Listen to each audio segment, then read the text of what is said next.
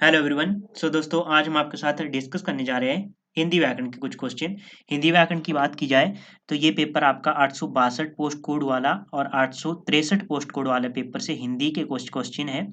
इनको डिस्कस करेंगे हम और साथ में यहाँ से ये भी देखेंगे किस तरह से आपके आने वाले एग्जाम में यहाँ से क्वेश्चन बन सकता है। और बात की जाए दोस्तों इनके आंसर हम फाइनल आंसर की के अकॉर्डिंग ही आपको बताएंगे। तो शुरू करते हैं दोस्तों। पहला क्वेश्चन है इसमें।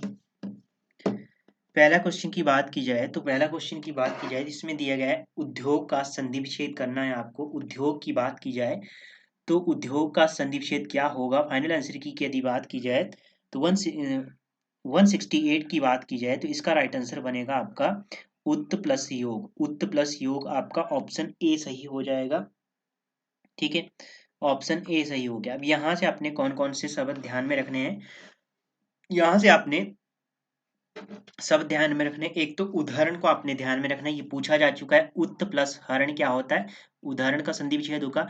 उल्लेख पूछा जा चुका है, उत्त प्लस लेख इसका संधि विच्छेद होगा। उन्नायक पूछा जा चुका है, उत्त प्लस नायक क्या संधि विच्छेद इस तरह से होगा उन्नायक का। उच्चारण पूछा जा चुका है, उत्त प्लस चारण इसका क्या होगा संधि विच्छेद होगा। उसके बाद बात की जाए तो उत प्लस नत की बात की जाए तो उन्नति इसका संधि विच्छेद होगा। उत प्लस नति की बात की जाए तो उन्नति इसका संधि विच्छेद होगा। इस तरह संधि विच्छेद होगा। तो ये आपने ध्यान में रखनी है, ये किसी ना किसी एग्जाम में पूछे जा चुके हैं क्वेश्चन। ठीक है, आगे है आपके पास शुद्ध शब्द। शुद्ध शब्द की बात की जाए तो 169 की बात की जाए तो इसमें शुद्ध शब्द क्या होगा। इसका राइट आंसर यदि फाइनल आंसर की बात की जाए तो ऑप्शन डी सही हो जाएगा, निरीक्षण।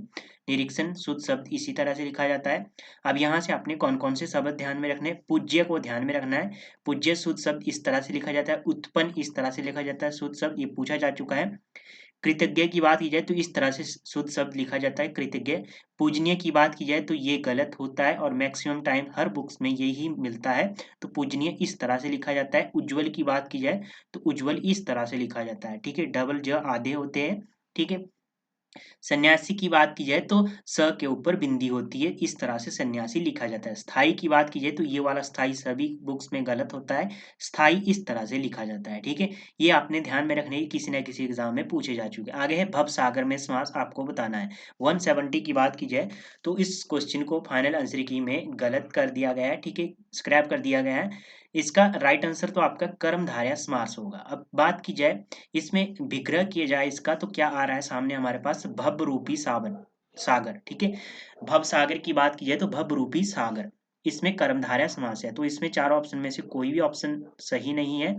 कर्मधारय की बात की जाए तो कर्मधारय एक पद विशेषण होता है और दूसरा पद इसका विशेष्य होता है। ठीक है, इसकी ये परिभाषा है। कहीं कहीं इसमें क्या होता है उपमेय और उपमान का संबंध भी होता है। ठीक है, कहीं कहीं मतलब कि जैसे कि एक एग्जाम्पल से समझेंगे, प्रथम पद उपमान होता है, उत्तम पद में उपमेय होता है। जैसे कि चंद्र बदन, चंद्र के समान बदन। ठीक है, चंद्र के समान बदन मतलब कि चांद के समान बदन है। तो इसमें प्रथम पद उपमान है और सेकंड जो उत्तम पद है वो उपमेय है। ठीक है, ये आपने ध्यान में रखना है।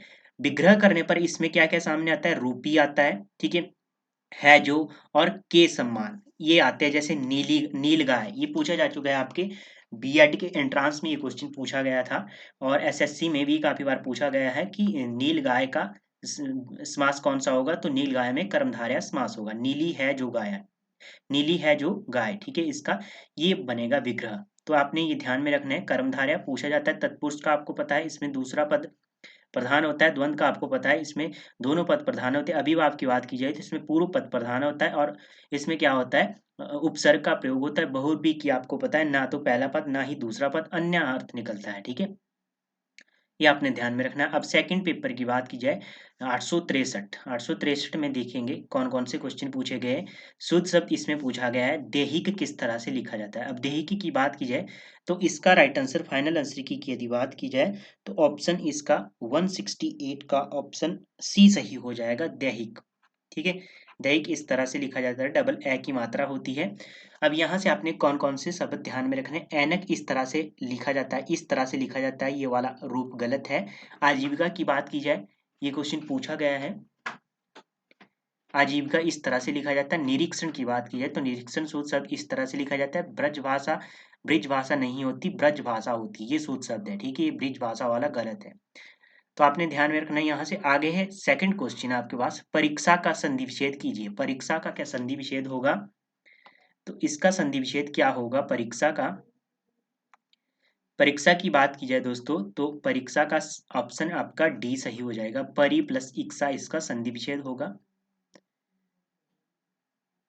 परी प्लस इक्सक परीक्षक, ये पुलिस के एग्जाम में पूछा जा चुका है। रतन प्लस आकर, रत्नाकार का इस तरह से संधि विच्छेद होगा। बी प्लस आख्या, बी प्लस आख्या की बात की है तो 4 बार पूछा जा चुका है। व्याख्या का संधि विच्छेद होगा बी प्लस आख्या। ठीक है, आगे है राजपुरुष। राजपुरुष में समास, राजपुरुष को यदि संधि विच्छेद किया जाएगा कि राजपुरुष, ठीक है, राजा का पुरुष, तो इसमें क्या है, सेकंड पद प्रधान है तो तत्पुरुष समास होगा। ऑप्शन आपका सी ए सही हो जाएगा। ठीक है, 170 की बात कीजिए तो ऑप्शन ए सही हो गया। अब यहाँ से आप देख लेते हैं तत्पुरुष में कौन कौन से शब्द पूछे जा चुके हैं एग्जाम में।